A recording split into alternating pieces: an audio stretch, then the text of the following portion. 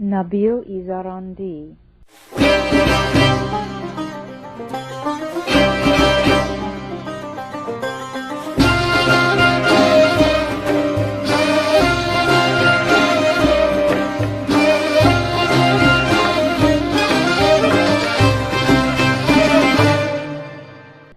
Still another of those who emigrated from their native land to be near Baha'u'llah was the great Nabíl. Footnote: Nabíl, author of the Dawnbreakers, is Baha'u'llah's poet laureate, his chronicler, and his indefatigable disciple. Unquote. In the flower of youth he bade farewell to his family in Zarand, and with divine aid began to teach the faith. He became a chief of the army of lovers, and on his quest he left Persian Iraq for Mesopotamia, but could not find the one he sought. For the well-beloved was then in Kurdistan, living in a cave at Sargalo, and there, entirely alone in that wasteland, with no companion, no friend, no listening soul, he was communing with the beauty that dwelt in his own heart. All news of him was completely cut off. Iraq was eclipsed and in mourning. When Nabíl discovered that the flame which had once been kindled and tended there was almost out, that the believers were few, that Yahya had crawled into a secret hole where he lay torpid and inert, and that a wintry cold had taken over, he found himself obliged to leave, bitterly grieving, for Karbala. Footnote: Yahya, Mírzá Yahya, the community's, quote, nominal head, unquote, was the, quote, center provisionally appointed pending the manifestation of the promised one, unquote. End of footnote. There he stayed until the Blessed Beauty returned from Kurdistan, making his way to Baghdad. At that time there was boundless joy. Every believer in the country sprang to life. Among them was Nabíl, who hastened to the presence of Baha'u'llah and became the recipient of great bestowals. He spent his days in gladness now, writing odes to celebrate the praises of his Lord. He was a gifted poet, and his tongue most eloquent, a man of metal, and on fire with passionate love. After a time he returned to Karbala, then came back to Baghdad, and from there went on to Persia. Because he associated with Sayyid Muhammad, he was led into error and sorely afflicted and tried, but like the shooting stars, he became as a missile to drive off satanic imaginings. Footnote: a reference to Islamic symbolism, according to which good is protected from evil. The angels repel such evil spirits as attempt to spy on paradise by hurling shooting stars at them. End of footnote. And he repulsed the evil whisperers and went back to Baghdad, where he found rest in the shade of the holy tree. He was later directed to visit Kermanshah. He returned again, and on every journey was enabled to render a service. Baha'u'llah and his retinue then left Baghdad, the abode of peace, for Constantinople, the city of Islam. After his departure, Nabíl put on the dress of a dervish and set out on foot, catching up with the convoy along the way. In Constantinople he was directed to return to Persia and there teach the cause of God, also to travel throughout the country and acquaint the believers in its cities and villages with all that had taken place. When this mission was accomplished and the drums of, quote, "Am I not your Lord?" unquote, were calling out, for it was the, quote, year 80. Footnote: a reference to the declaration of Baha'u'llah's advent in 1863 as the promised one of the Bab. The Bab's own advent had taken place in the, quote, year 60, unquote, which was 1844. Nabíl hurried to Adrianople, crying as he went, quote, "Yea, verily, thou art, yea, verily," and, "Lord, Lord, here am I," unquote. He entered Baha'u'llah's presence and drank of the red wine of allegiance and homage. He was then given specific orders to travel everywhere and in every region to raise the call that God was now made manifest, to spread the blissful tidings that the Sun of Truth had risen. He was truly on fire, driven by restive love. With great fervor he would pass through a country bringing this best of all messages and reviving the hearts. He flamed like a torch in every company.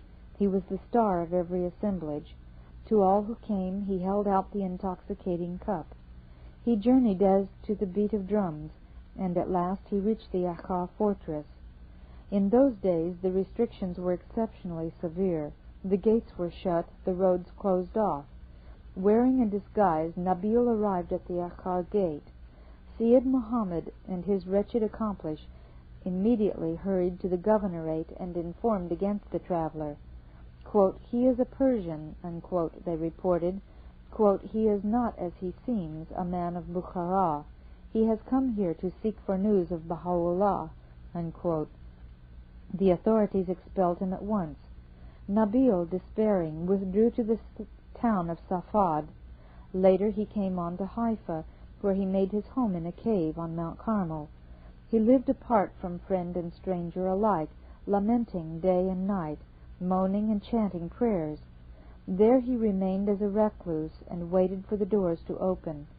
When the predestined time of captivity was over, and the gates were flung wide, and the wronged one issued forth in beauty, in majesty and glory, Nabīl hastened to him with a joyful heart. Then he used himself up like a candle, burning away with the love of God. Day and night he sang the praises of the one beloved of both worlds and of those about his threshold, writing verses in the pentameter and hexameter forms, composing lyrics and long odes. Almost daily he was admitted to the presence of the manifestation. Footnote: Baha'i writings emphasize that the divinity attributed to so great a being and the complete incarnation of the names and attributes of God in so exalted a person should, under no circumstances, be misconceived or misinterpreted. That invisible yet rational God, however much we extol the divinity of his manifestations on earth, can in no wise incarnate his infinite, his unknowable, his incorruptible, and all-embracing reality in a mortal being. End of footnote. Utterly cast down, hopeless at being separated from Baha'u'llah, fevered, shedding tears, Nabīl was in such anguish that anyone seeing him was bewildered. He struggled on, but the only desire he had was to lay down his life. He could suffer no longer. His longing was a flame in him. He could stand the fiery pain no more, and so he became king of the cohorts of love, and he rushed into the sea. Before that day, when he offered himself up, he wrote out the year of his death in the one word, drowned.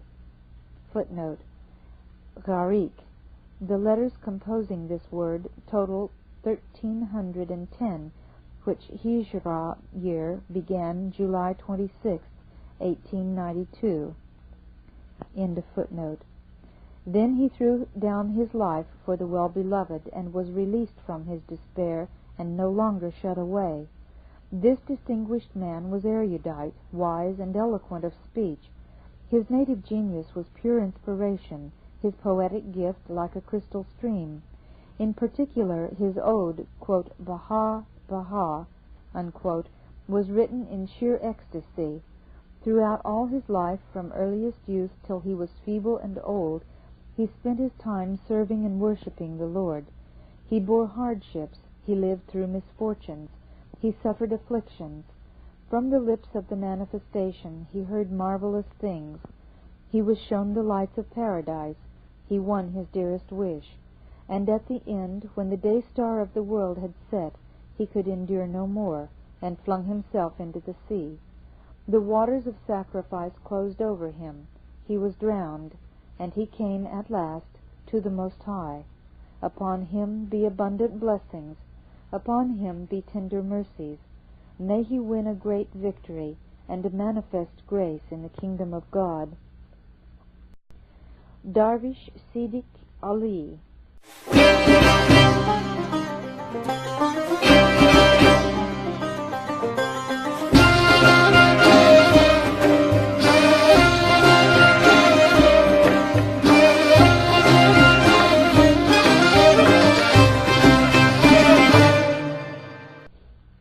Ṣidq Ali was one more of those who left their native land, journeyed to Baha'u'llah and were put in the prison. He was a dervish, a man who lived free and detached from friend and stranger alike. He belonged to the mystic element and was a man of letters. He spent some time wearing the dress of poverty, drinking the wine of the rule, and traveling the path, a term used by the Sufis, but unlike the other Sufis, he did not devote his life to dusty hashish. On the contrary, he cleansed himself of their vain imaginings, and only searched for God, spoke of God, and followed the path of God. He had a fine poetic gift, and wrote odes to sing the praises of him whom the world has wronged and rejected. Among them is a poem written while he was a prisoner in the barracks at Riḍá, the chief couplet of which reads, quote, "100 hearts thy curling locks ensnare, and it rains hearts when thou dost toss thy hair," unquote. That free and independent soul discovered in Baghdad a trace of the untraceable beloved. He witnessed the dawning of the day-star above the horizon of Iraq and received the bounty of that sunrise. He came under the spell of Baha'u'llah and was enraptured by that tender companion. Although he was a quiet man, one who held his peace, his very limbs were like so many tongues crying out their message. When the retinue of Baha'u'llah was about to leave Baghdad, he implored permission to go along as a groom. All day he walked beside the convoy, and when night came he would attend to the horses. He worked with all his heart. Only after midnight would he seek his bed and lie down to rest. The bed, however, was his mantle, and the pillow a sun-dried brick. As he journeyed, filled with yearning love, he would sing poems. He greatly pleased the friends. In him the name Ṣidq, the truth, bespoke the man. He was pure candor and truth. He was love itself. He was chaste of heart and enamored of Baha'u'llah. In his high station, that of groom, he reigned like a king. Indeed, he gloried over the sovereigns of the earth. He was assiduous in attendance upon Baha'u'llah, in all things upright and true. The convoy of the lovers went on. It reached Constantinople. It passed to Adrianople, and finally to the Riḍá prison. Ṣidq Ali was present throughout, faithfully serving its commander. While in the barracks, Baha'u'llah set apart a special night, and he dedicated it to Darvísh Ṣidq Ali.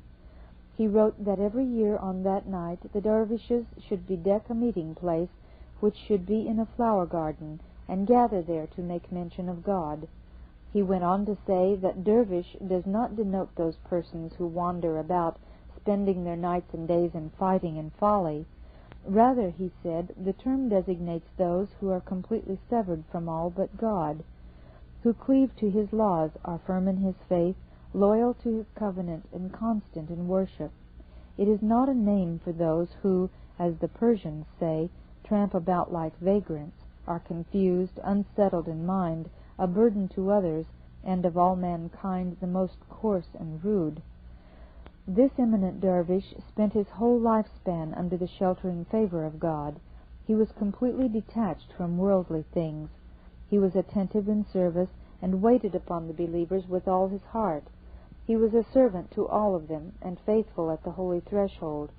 Then came that hour when, not far from his Lord, he stripped off the cloak of life, and to physical eyes passed into the shadows, but to the mind's eye betook himself to what is plain as day, and he was seated there on a throne of lasting glory.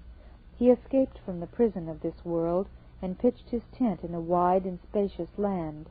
May God ever keep him close, and bless him in that mystic realm with perpetual reunion and the beatific vision. May he be wrapped in tears of light. Upon him be the glory of God, the all-glorious. His grave is in Riḍá. Akha Mírzá Maḥmúd and Akha Riḍá.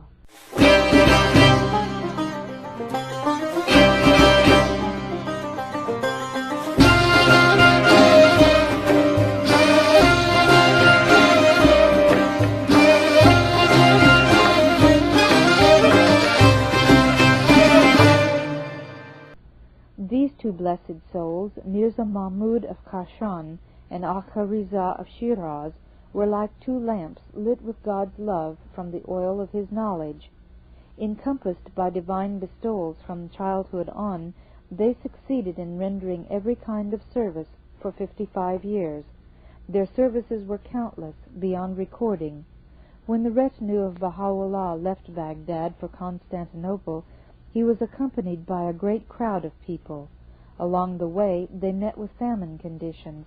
These two souls strode along on foot ahead of the howdah in which Baha'u'llah was riding, and covered a distance of 7 or 8 farsakhs every day. Way-worn and faint, they would reach the halting place, and yet, weary as they were, they would immediately set about preparing and cooking the food, and seeing to the comfort of the believers. The efforts they made were truly more than flesh can bear. There were times when they had not more than 2 or 3 hours sleep out of the 24, because, once the friends had eaten their meal, these too would be busy collecting and washing up the dishes and cooking utensils. This would take them till midnight, and only then would they rest. At daybreak they would rise, pack everything, and set out again in front of the howdah of Baha'u'llah. See what a vital service they were able to render, and for what bounty they were singled out. From the start of the journey at Baghdad to the arrival at Constantinople, they walked close beside Baha'u'llah. They made every one of the friends happy. They brought rest and comfort to all. They prepared whatever anyone asked. Riḍá and Mírzá Maḥmúd were the very essence of God's love, utterly detached from all but God. In all that time no one ever heard either of them raise his voice. They never hurt nor offended anyone. They were trustworthy, loyal, true. Baha'u'llah showered blessings upon them. They were continually entering his presence, and he would be expressing his satisfaction with them. Mírzá Maḥmúd was a youth when he arrived in Baghdad from Kashan. Riḍá became a believer in Baghdad. The spiritual condition of the two was indescribable. There was in Baghdad a company of 7 leading believers who lived in a single small room because they were destitute. They could hardly keep body and soul together, but they were so spiritual, so blissful, that they thought themselves in heaven. Sometimes they would chant prayers all night long until the day broke. Days they would go out to work, and by nightfall one would have earned 10 paras, another perhaps 20 paras, another 40 or 50. These sums would be spent for the evening meal. On a certain day one of them made 20 paras, while the rest had nothing at all. The one with the money bought some dates and shared them with the others. That was dinner for 7 people. They were perfectly content with their frugal life, supremely happy. These 2 honored men devoted their days to all that is best in human life. They had seeing eyes. They were mindful and aware. They had hearing ears, and were fair of speech. Their sole desire was to please Baha'u'llah. To them nothing was a bounty at all, except service at his holy threshold. After the time of the supreme affliction, they were consumed with sorrow, like candles flickering away. They longed for death, and stayed firm in the covenant, and labored hard and well to spread that day star's faith. They were close and trusted companions of Abdu'l-Bahá, and could be relied on in all things. They were always lowly, humble, unassuming, evanescent. In all that long period they never uttered a word which had to do with self, and at the last, during the absence of Abdu'l-Bahá, they took their flight to the kingdom of unfading glory. I sorrowed much because I was not with them when they died. Although absent in body, I was there in my heart and mourning over them. But to outward seeming I did not bid them good-bye. This is why I grieve. Unto them both be salutations and praise. Upon them be compassion and glory. May God give them a home in paradise under the lote tree's shade. May they be immersed in tears of light close beside their Lord, the mighty, the all-powerful.